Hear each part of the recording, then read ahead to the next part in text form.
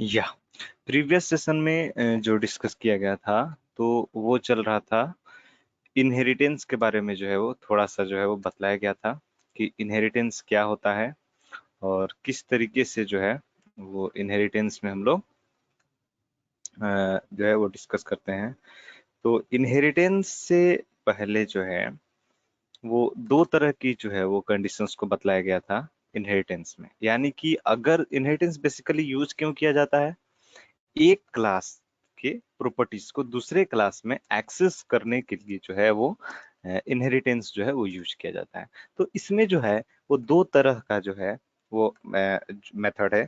First is called the is a relationship और दूसरा है क्या है, हैज अ रिलेशनशिप। ठीक है, first is called the composition method जिसको बोलते हैं। ये शायद कल बतलाए थे ना। हम्म, कल जो है वो ये बतलाए थे composition composition method.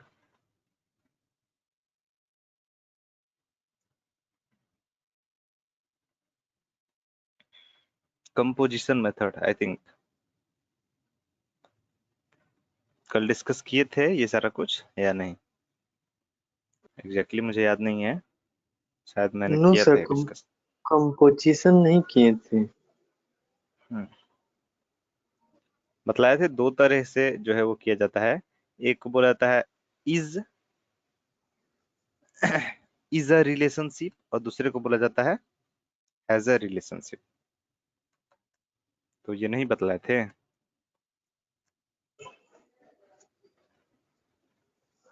Is a relationship, has a yes sir, relationship. बताए थे। Is a relationship has a relationship नहीं बतलाए थे, बताए थे। बतलाए थे ना। हम्म, ठीक है। दो तरीके से जो है वो जैसे सपोज कीजिए कि फर्स्ट क्लास है। ठीक है, यहाँ पर एक क्लास लिए हुए हैं, सपोज करो। एक सिंपल सिंपल एग्जांपल के जरिए हम लोग समझते हैं। जैसे ये इंजन क्लास यहाँ पर दिया हुआ है, ये बतलाए थे ना, ये इंजन क्लास यहाँ पर दिया हुआ है। तो यहाँ पर ये जो है, हाँ यही यही सेम प्रोग्राम जो है वो बतलाए थे कल।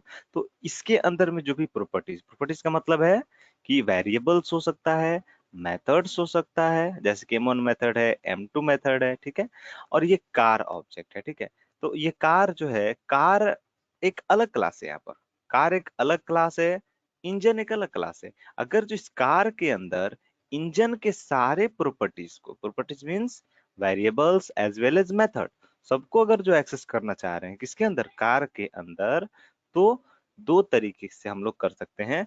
फर्स्ट जो मेथड है, फर्स्ट जो मेथड है वो क्या क्या बोला जाता है, कंपोजिशन, कंपोजिशन मेथड। ठीक है, और सेकंड जो है वो क्या है, इनहेरिटेंस।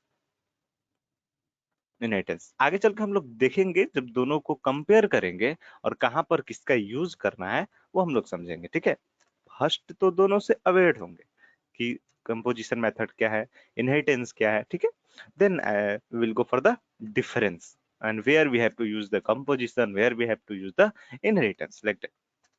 ओके, तो कंपोजिशन कंपोजिशन कंपोजिशन कंपोजिशन जो है वो क्या है, कंपोजिशन मेथड में क्या है, कंपोजिशन मेथड में क्या है कि जैसे कि हम लोग डिस्कस किए थे, जैसे कि हम लोग डिस्कस किए थे, इसको और एक नाम से जानते हैं। इसका नाम क्या है, इसका एक और नाम क्या है, has a relationship, has a has a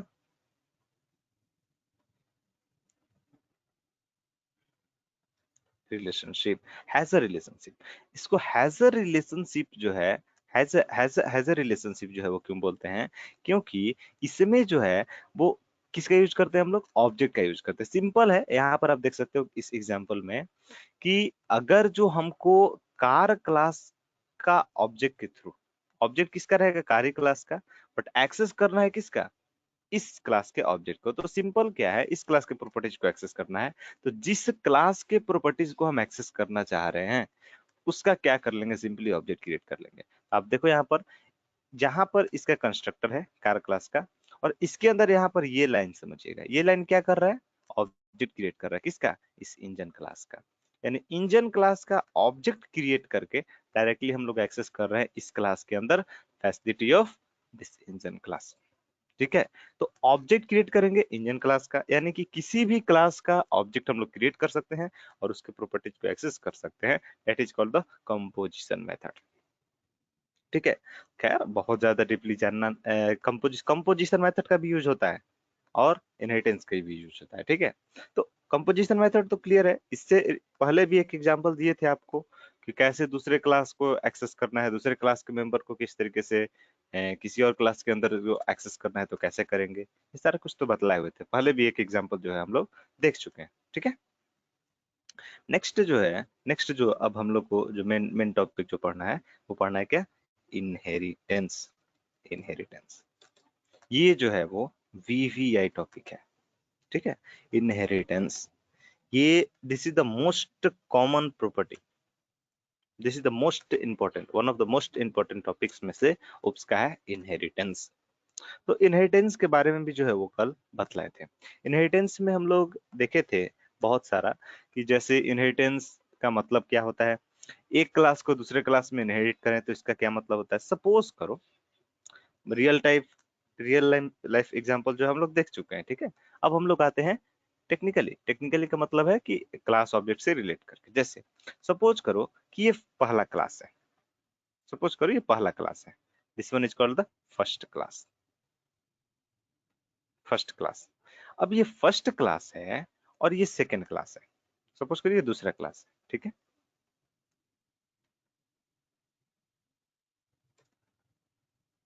second class. अब इस फर्स्ट क्लास के अंदर सपोज करो 20 मेथड्स है,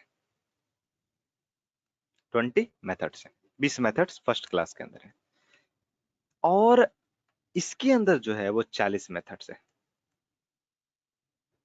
सेकंड क्लास के अंदर। ठीक है।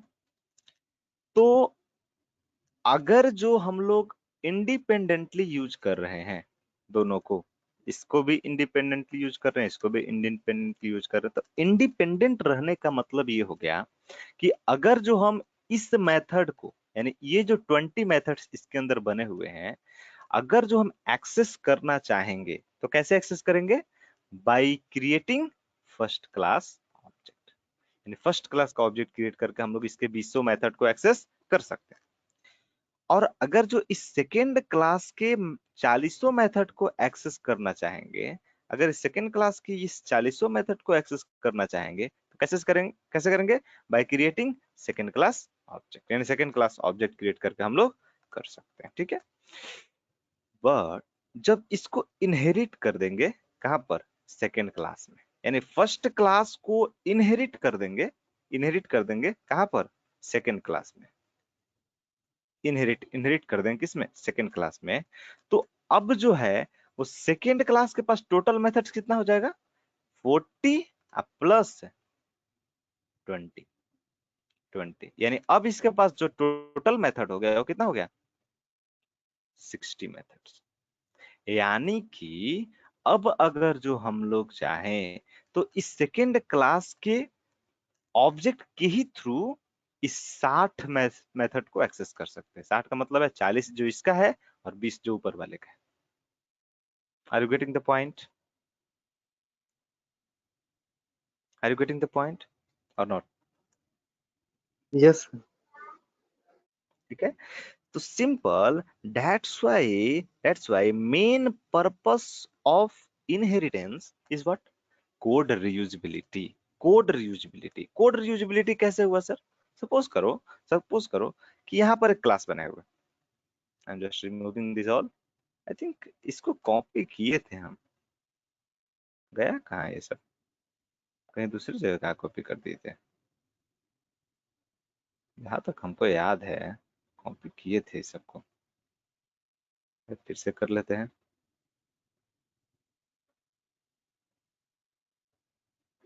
ये ऊपर में डिस्कस किए थे इतना सारा। First is called the composition method, इसको बोलते हैं एज अ,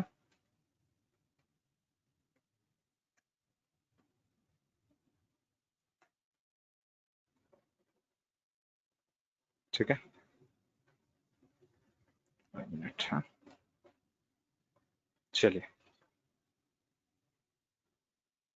यहाँ पर सपोज करो, यहाँ पर एक क्लास है, क्लास, जैसे सपोज करो class name is P, P is the class name. P class के अंदर सपोज करो कि टोटल मिला के नंबर ऑफ लाइंस लिखा हुआ है, यानी कि सपोज करो 1000-2000 लाइन लिखा हुआ है कोड इसका, ठीक है। 1000-2000 लाइन लिखने का मतलब है कि सपोज करो यहाँ पर 1000-2000 लाइन कोड का लिख करके सिंपल लिख देते हैं हम लोग, क्या 200 मेथड बना हुआ है, 200 मेथड्स जो है वो बना हुआ है किसके अंदर, क्लास पी के अंदर, पी के अंदर, ठीक है। एक और क्लास लेते हैं, class name is C, C is the class name. C class के अंदर सपोज करो कि 150 जो है मेथड जो है इसका अपना बना हुआ है, 150 जो है वो मेथड इसका अपना बना हुआ है। अब हम क्या चाह रहे हैं, हमको जरूरत ये है कि इस सी क्लास के अंदर ही हमको, इस सी क्लास के अंदर ही हमको जरूरत है ये जितने भी मेथड्स हैं सबका। क्या करेंगे हम लोग, सिंपल इसको क्या कर लेंगे, सी क्लास के अंदर, सी क्लास के अंदर इनहेरिट कर देंगे किसको, पी क्लास को। I will discuss what is the syntax, okay, so don't worry, okay. So इस सी क्लास के अंदर पी क्लास को क्या कर देंगे, इनहेरिट कर देंगे। इनहेरिट करने का मतलब ये है कि जितना भी फंक्शंस, जितना भी प्रॉपर्टीज पी क्लास के अंदर है वो सारा कुछ जो है किसमें आ जाएगा, सी क्लास के अंदर आ जाएगा। Are you getting the point. अब अगर जो इसके अंदर आ गया, अब बेनिफिट क्या हुआ, बेनिफिट ये हुआ कि अगर जो हम लोग सी क्लास का ऑब्जेक्ट बनाते हैं, सी क्लास का ऑब्जेक्ट बनाते हैं, सी क्लास का ऑब्जेक्ट बनाते हैं, तो इसके थ्रू अगर चाहें तो वो सारे मेथड्स को, यानी इस ऑब्जेक्ट के थ्रू अगर जो हम लोग चाहें तो ये 200 मेथड्स को भी हम लोग क्या कर सकते हैं, एक्सेस कर सकते हैं। Are you getting the point. Basically, inheritance is also used for code reusability. It means main perspective of use of inheritance is also the code reusability. Are you getting the point? Are you getting the point or not? यानी yes sir. एक class के अंदर दूसरे class के properties को, चाहे वो methods हो, कोई किसी तरह का मेथड्स हो, उसको अगर जो एक्सेस करना चाह रहे हैं तो उसके लिए हम लोग क्या यूज करेंगे, इनहेरिटेंस का यूज करते हैं, ठीक है। क्या है इसका सिंटेक्स है, what is the syntax for inheritance? Simple, class 1, class, class 1, 1 minute, huh? 1 minute, 1 minute.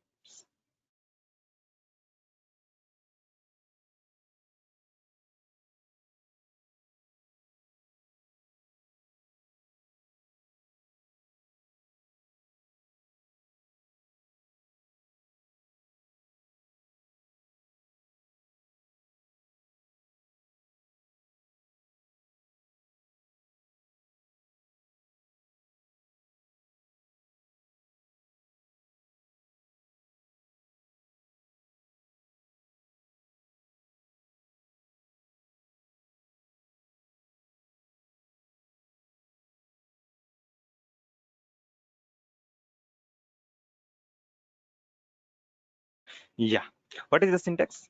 Simple, class, class 1, okay, colon, और जो भी अपना क्लास के अंदर कोड लिखना है वो आप कोड लिखोगे। अब इस क्लास को आप इंप्लीमेंट करना चाह रहे हो, दूसरे में एक्सटेंड करना चाह रहे हो, सिंपल, क्लास, क्लास 2, क्लास 2 के बाद पैरेंथेसिस, पैरेंथेसिस, ठीक है। उसके बाद जिस क्लास को आप चाह रहे हो एक्सटेंड करना, तो क्लास 1, क्लास 1, उसके बाद जो भी अपना कोड लिखना चाह रहे हो। इससे अब क्या होगा, इससे अब क्या होगा कि क्लास 2 के ऑब्जेक्ट बनाएंगे, यानी ओबीजे क्लास 2 का बनाएंगे और एक्सेस कर सकते हैं क्लास 1 के मेथड्स को, प्रॉपर्टीज को। Are you getting the point. This is the basic syntax of inheritance, this is the syntax of inheritance, ठीक है। एक एग्जांपल देखें इसमें, then you will get much clear. Suppose class, this one is the class P. P class. P means parent class. Okay. inside P class, parent class या base class, you can take, you can call anything. P class, inside P class, simple क्या करते हैं, a equal to 10. ये क्या है, a क्या है? Respond, don't be silent, this is too much important concept, that is inheritance. What is it? ये static है सर। a static variable है, a is nothing but static. Comment भी लिखते जा रहे हैं, static variable, static variable, static variable. ठीक है,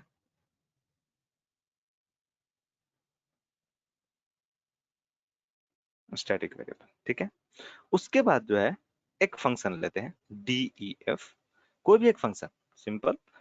m1 is the method, self, इसके अंदर लिखे हैं, सिंपल, कुछ नहीं लिख रहे.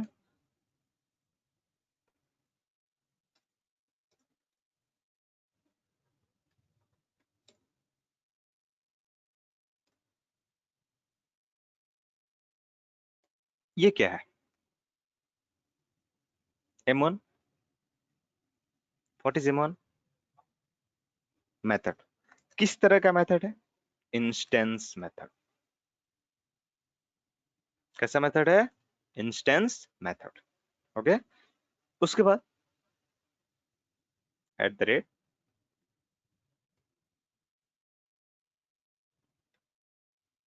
स्टैटिक मेथड भी ले सकते हैं, def static method m2,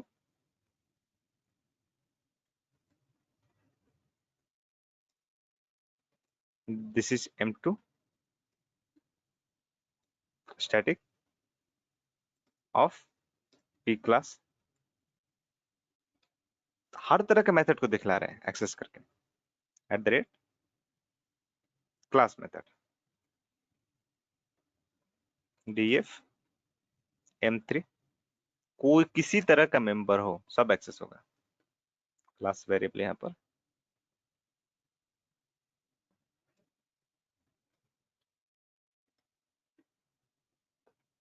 this is class method,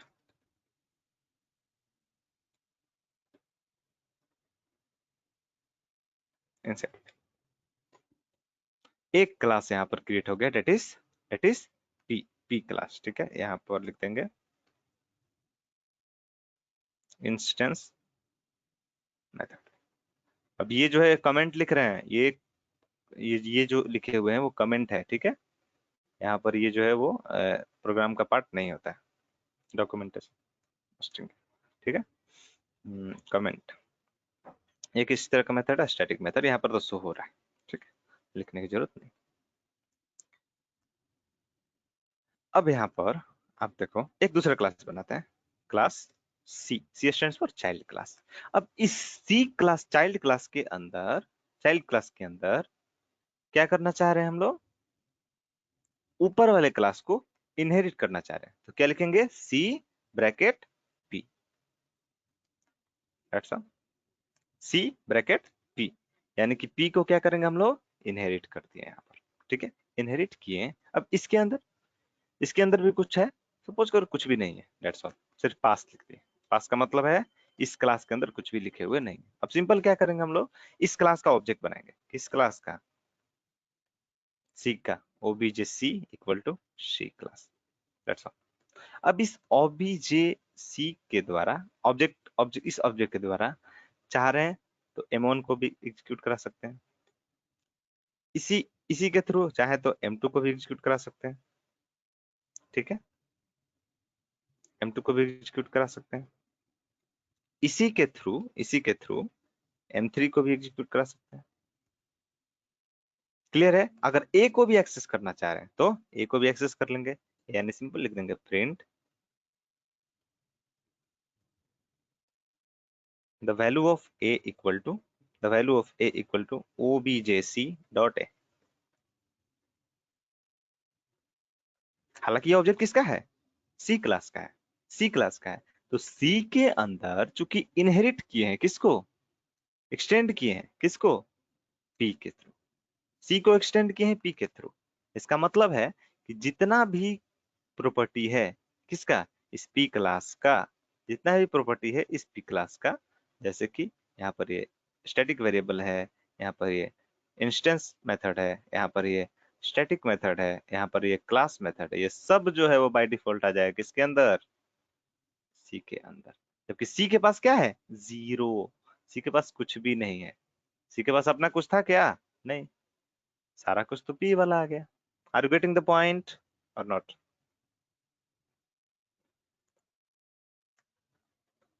hmm, any doubt is there? You can see here. We open the command prompt.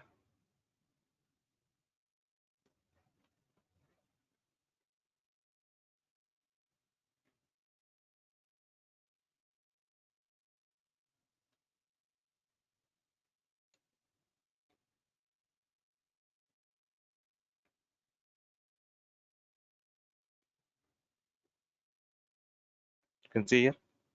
This is M1 of P class. This is M2, a static of P class. This is class method inside P. The value of A equal to 10. Any doubt is there?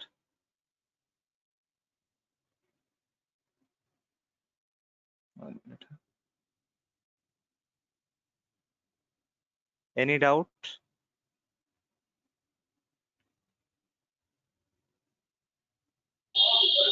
No, sir. Ankita?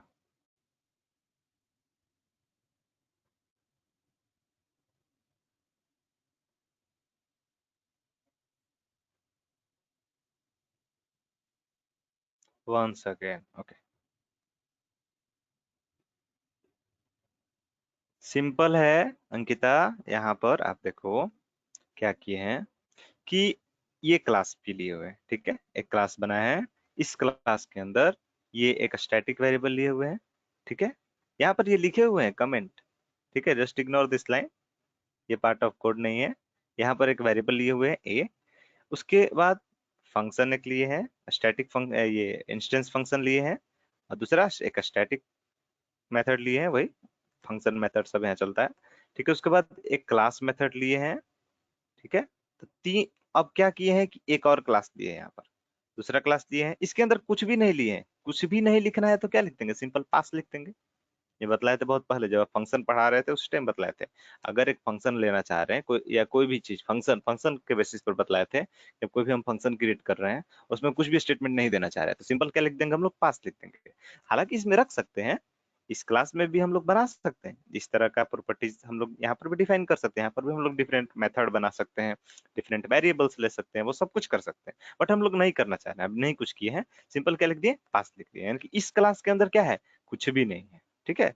तो अब क्या किए कि अब यहाँ पर एक चीज किए हैं क्या, इनहेरिट कर दिए, यहाँ पर देखो किसको, स्पीक क्लास को। क्या इनहेरिट करने का सिंटेक्स था, सी ब्रैकेट के अंदर पी, जैसे कि जावा में क्या लिखते थे, जावा में, जावा में अगर जो किसी क्लास को हम लोग को करना रहता था, इनहेरिटेंस करना रहता तो वहां पर क्या लिखते थे, याद है आपको, क्लास, क्लास का नेम, जैसे सपोज कीजिए कि अगर जो सी ही क्लास रहता, इसमें ऐड करना, इनहेरिट करना रहता पी को, तो लिखते सी एक्सटेंड्स पी, ये लिखते थे ना। फिर इसके बाद जो भी कोड रहता तो यहाँ पर करली ब्रेसेस के अंदर लिखते थे, ऐसे ही करते थे ना हम लोग जावा में।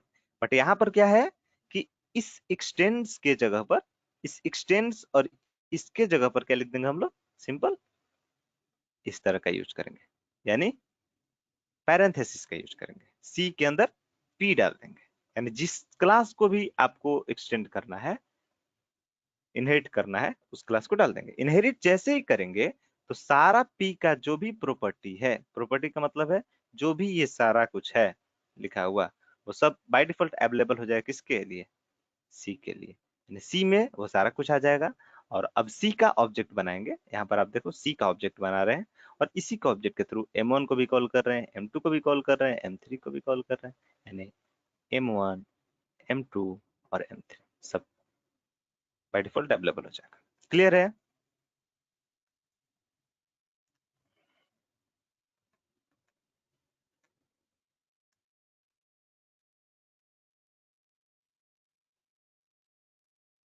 ओके,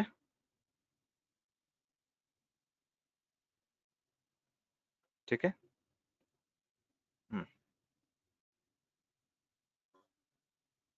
नो, आप लेट से ज्वाइन करते हो आयुष, और फिर बार बार पूछते हो, ठीक है। टाइम पर जब हम बोल दिए क्लास 7 बजे से स्टार्ट होगा, सर मेरा 7 ही क्लास बजे खत्म बजता हुआ है। है। सर मेरा 7:20 पे कब? क्लास खत्म हुआ है। सर मेरा 6:30 से क्लास था और ओ, वो 7:20 पे खत्म हुआ था मैथ्स का। इसलिए मैंने ओ, अभी ज्वाइन किया। तो ये तो मैसेज तो मैंने बहुत पहले ही किया था, सब लोग से पहले मैंने पूछा, आपने कुछ रिप्लाई ही नहीं किया, तो मैंने सोचा ओके, कोई इसका मतलब कोई दिक्कत नहीं है। खामोशी का मतलब जनरली हाँ समझा जाता है इंडिया में। कोई भी आदमी बोलेगा ना कि आपको ये पसंद है, तो ना बोलना है तो फिर बोल दीजिए कि ना, वरना तो गर्दन से हिला देना है कि ना। जब आप कुछ नहीं बोलेगा, समझ अच्छा ठीक है पसंद है। ऐसी शादी होता है ना, तो लड़की से पूछा जाता है, लड़का पसंद है, तो लड़की कुछ नहीं बोलती, तो बोलता है अच्छा ठीक है, इसका मतलब पसंद है। ठीक है, वही बात है। ना बोलना रहेगा तो सीधे ना। ठीक है, कुछ नहीं ओके बोलने का सर। मतलब हाँ। ठीक है, तो यहाँ पर देखा जाए, देखिए फिर से रिपीट कर दे रहे हैं। क्या है, कुछ कुछ नहीं, इसमें सिंपल है। इनहेरिटेंस में क्या होता है, एक क्लास के मेंबर को दूसरे क्लास में अगर जो एक्सेस करेंगे, एक क्लास के मेंबर को दूसरे क्लास में अगर जो एक्सेस करेंगे, उसी को, उसका दो तरीका होता है, कंपोजिशन मेथड जो बतलाए थे, और दूसरा जो है इनहेरिटेंस बतलाया। तो इनहेरिटेंस में देखिए क्या होता है, सिंपली यहाँ पर इनहेरिट किए, ये सी क्लास एक बनाए हुए हैं, ठीक है। और सी क्लास के अंदर जो है वो पी क्लास के मेंबर को एक्सेस करना चाह रहे हैं, तो सी कैसे करेंगे, सी पैरेंथेसिस के अंदर जिस क्लास के मेंबर को आप एक्सेस करना चाह रहे हैं वो लिख दो। तो पी क्लास के मेंबर को आप एक्सेस करना चाह रहे हैं, तो पैरेंथेसिस के अंदर क्या लिख दिए, सी, सी, और साथ ही साथ ये पैरेंथेसिस, और इसके अंदर क्लास नेम, तो क्लास का नेम क्या है, पी। क्लास का नेम क्या है, पी। ठीक है, और इसके अंदर सारा कुछ अवेलेबल हो गया, किसका वाला, पी वाला। ठीक है, अब हम लोग क्या करेंगे कि इसी सी का ऑब्जेक्ट के थ्रू सब कुछ एक्सेस कर सकते हैं। तो देखो यहाँ पर सी का ऑब्जेक्ट बनाए हुए हैं, OBJ C equal to C, OBJ C equal to M1 M2 M3, जबकि M1 M2 M3 कहाँ है, पी के अंदर है। क्या सी के अंदर कुछ भी लिखे हुए हैं, क्या कुछ नहीं लिखे, पास लिखे हुए, पास का मतलब है कुछ भी नहीं है, नल है। ठीक है, are you getting the point? Yes sir. ठीक है, don't worry, I am giving you another example, okay. one more example I am giving you, just suppose यहाँ पर एक, can you go for the next example, next meaningful example? Yes ठीक sir. है, अब एक चीज और समझना है कि सर आपने मेथड लिखा है, ठीक है, तो ये सारा प्रॉपर्टीज तो सिर्फ एक ही क्लास के अंदर लिखे हैं, एक से ज्यादा भी क्लास हो सकता है। एक से ज्यादा क्लास का मतलब ये है कि इसके अंदर भी अपना मेंबर होगा। ठीक है, जैसे सपोज करो, सपोज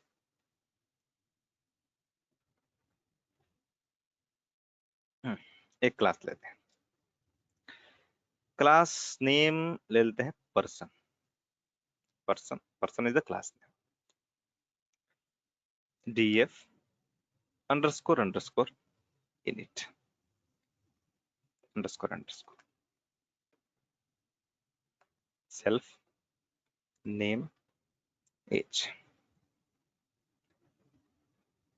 अदरवाइज अभी फिलहाल कंस्ट्रक्टर के कॉन्सेप्ट पर नहीं आते हैं, सिंपल एक एग्जांपल देते हैं। कंस्ट्रक्टर के कॉन्सेप्ट पर नहीं आते हैं, सिंपल df m1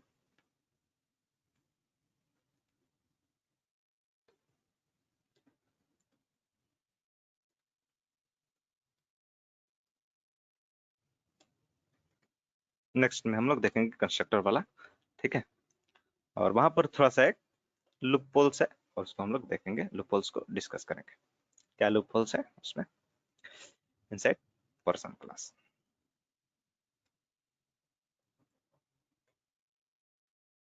सेम उसी तरीके से एक और बनाते हैं method, that is the m2 m2 method, it is the m2 method, okay। बात को अब जरा समझिएगा। क्या है M1 मेथड और M2 मेथड, क्यों जो है ऐसा बना रहे हैं, और दूसरा एक क्लास मान लेते हैं इम्प्लॉय। इस इम्प्लॉय के अंदर पर्सन क्लास को क्या करते हैं, पर्सन को एक्सटेंड करते हैं। इसके अंदर कुछ अपना भी मेथड है। इसका क्या क्या मेथड है, जैसे सपोज कीजिए कि M3 है,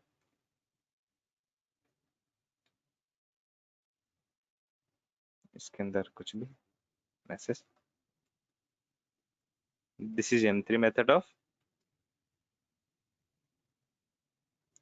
this is M3 method of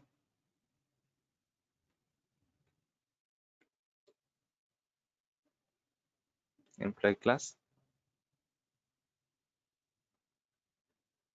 this is M4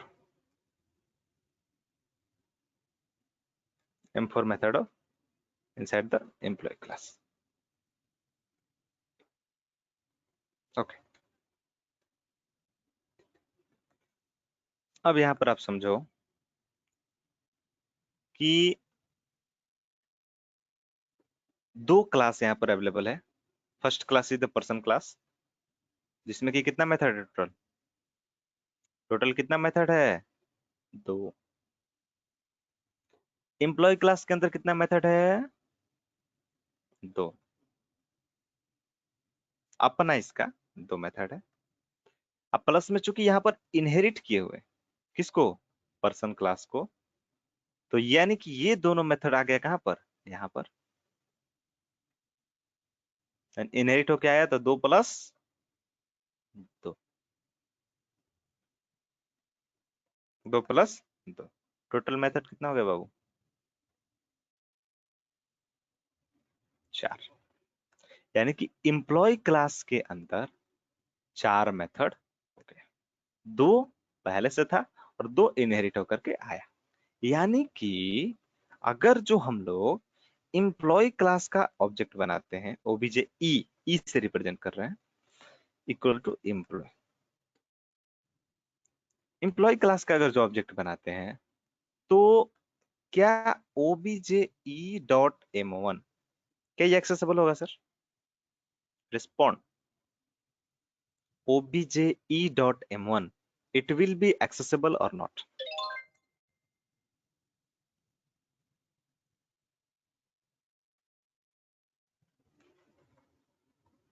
respond, yes yes, no, sir. Yes sir. M1 को एक्सेस कर सकते हैं या नहीं, बिल्कुल बिल्कुल एक्सेस कर सकते हैं।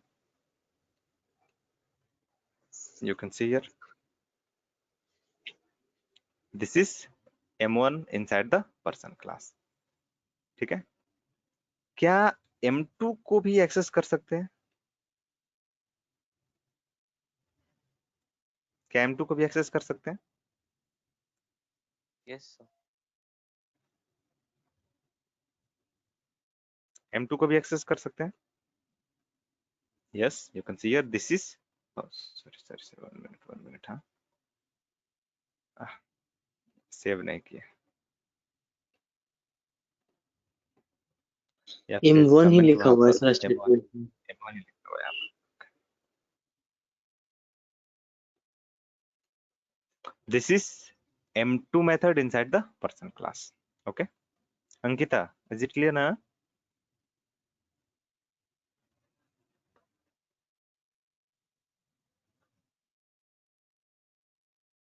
अंकिता, हम्म, आयुष, समझ में आ रही है? Yes sir. ठीक है, अब क्या करते हैं कि obje डॉट डॉट M3 क्या ये एक्सेसिबल होगा,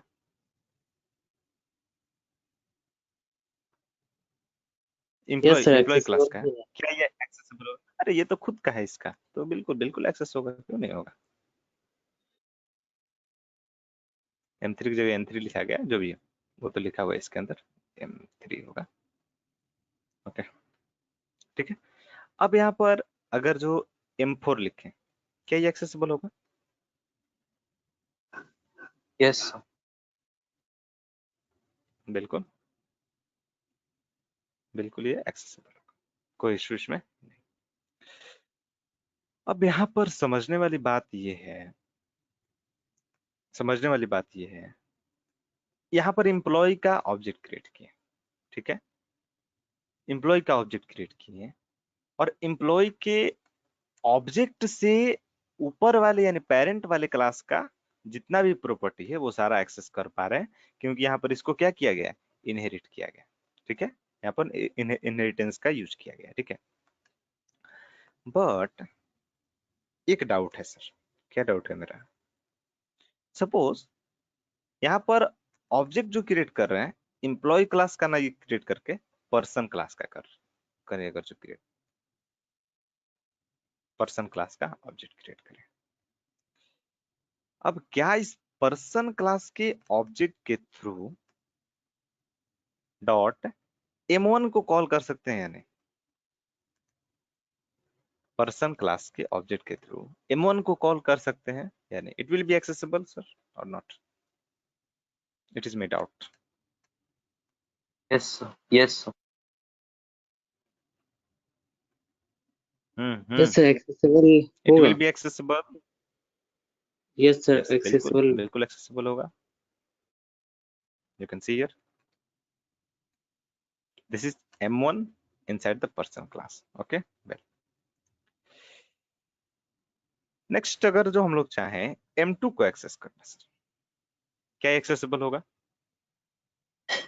yes sir. Respond each and every, M2 को एक्सेस करना चाहे, इट विल बी एक्सेसिबल और नॉट,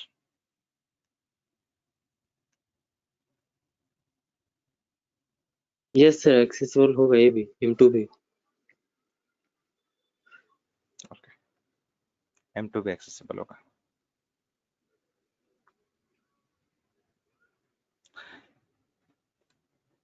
M3 को एक्सेस करना चाह रहे हैं, नहीं, M3 नहीं होगा sir. No sir. Why, sir ये एम्प्लॉय व्हाई क्लास के M3 अंदर विल आता नॉट है एक्सेस, M3। सर आप पर्सन क्लास के अंदर एक्सेस हम्म करना चाह रहे हो, वो एम्प्लॉय क्लास के अंदर है। क्योंकि क्योंकि जो M3 मेथड है वो कहां पर है, एम्प्लॉय क्लास के अंदर है, ये कहां पर है, एम्प्लॉय क्लास के अंदर है, तो ये जो है वो एम्प्लॉय क्लास के अंदर है और हम लोग एक्सेस पर्सन क्लास के ऑब्जेक्ट के थ्रू कर रहे हैं, तो ऐसा पॉसिबल नहीं है, जबकि अरे बट एम्प्लॉय क्लास के ऑब्जेक्ट के थ्रू तो पर्सन क्लास वाला हो जा रहा था, क्यों, क्योंकि यहाँ पर इसको इनहेरिट किया गया था। Are you getting the point, okay, are you getting the point, yes sir. okay so if you will try to access now, then you will get the error. What is there, attribute error sir, person object no attributes M3 and person object में कोई भी attribute M3 available ही नहीं है, ठीक है।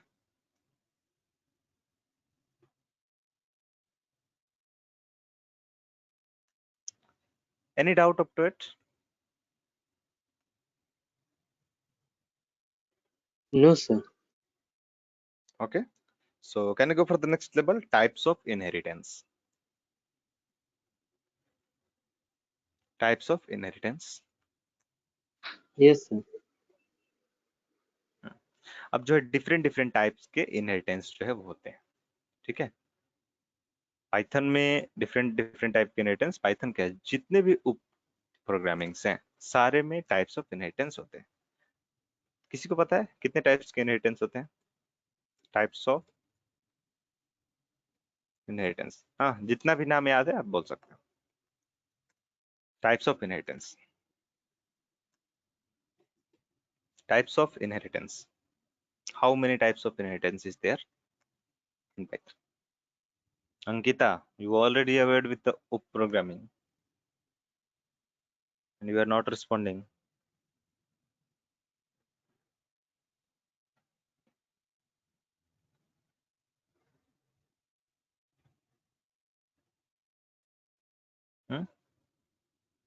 First is called the single inheritance. Single inheritance पहला जो है वो क्या है? Single inheritance. Second is called the second is called the multi label inheritance. Multi label inheritance. Third is called the third Ankita, how many types of inheritance is there?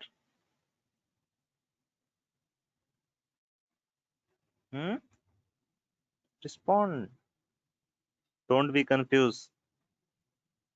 Single inheritance, second multi-level inheritance, third hierarchical inheritance. Third hierarchical inheritance.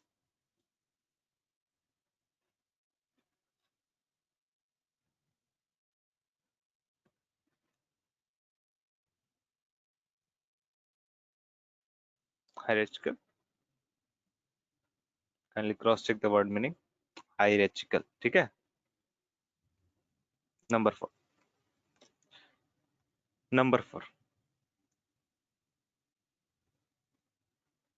Hybrid in last. Okay. Number 4, multiple inheritance.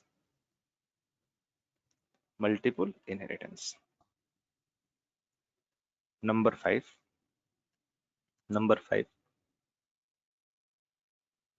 multiple inheritance. Number 5, चलिए hybrid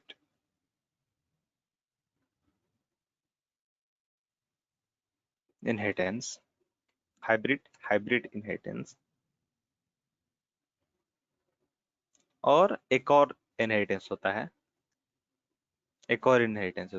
that is called the cyclic inheritance.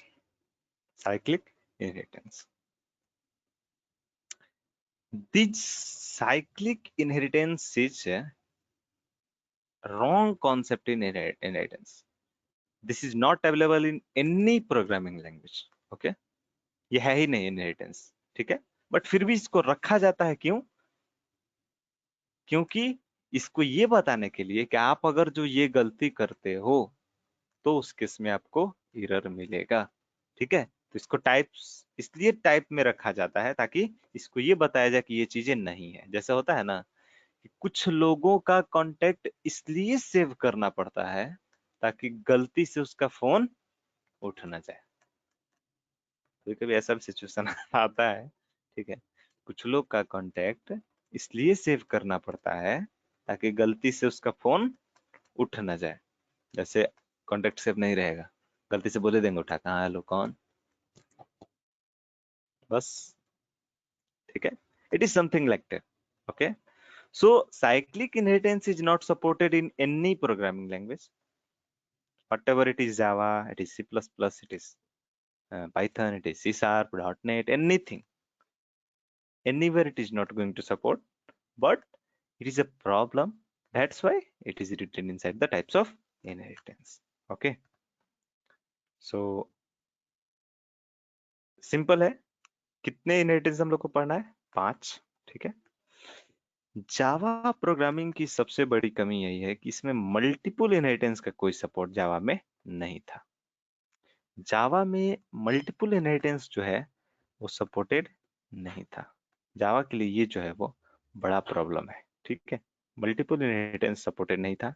और इसमें जावा का क्या कहना था, क्यों जावा people जो है वो मल्टीपल इनहेरिटेंस को सपोर्ट नहीं दिए थे, ठीक है. और क्या उसका एक्सक्यूज था, सन पीपल क्या बोले और क्या उसके डॉक्यूमेंटेशन में है, ठीक है. तो किस तरह की प्रॉब्लम्स है जावा के साथ और क्यों जो है मल्टीपल इनहेरिटेंस जावा में सपोर्ट नहीं करता है, और पाइथन ने जो है उसको किस तरीके से रिजॉल्व किया. ओके, सिंपली एकदम पाइथन जो है इसको रिजॉल्व कर देता है. इसके लिए सॉल्यूशन रखा है पाइथन, ठीक है. देन नेक्स्ट लेवल ये सब चीजें हैं, तो कल हम लोग जो है इसमें देखेंगे one by one, single, multi level, hierarchical, multiple, hybrid, okay, and then देखेंगे साइक्लिक क्यों पॉसिबल नहीं है साइक्लिक, ओके। तो नेक्स्ट क्लास में हम लोग देखेंगे आगे टाइप्स ऑफ इनहेरिटेंस, कल हम लोग देखेंगे, ओके।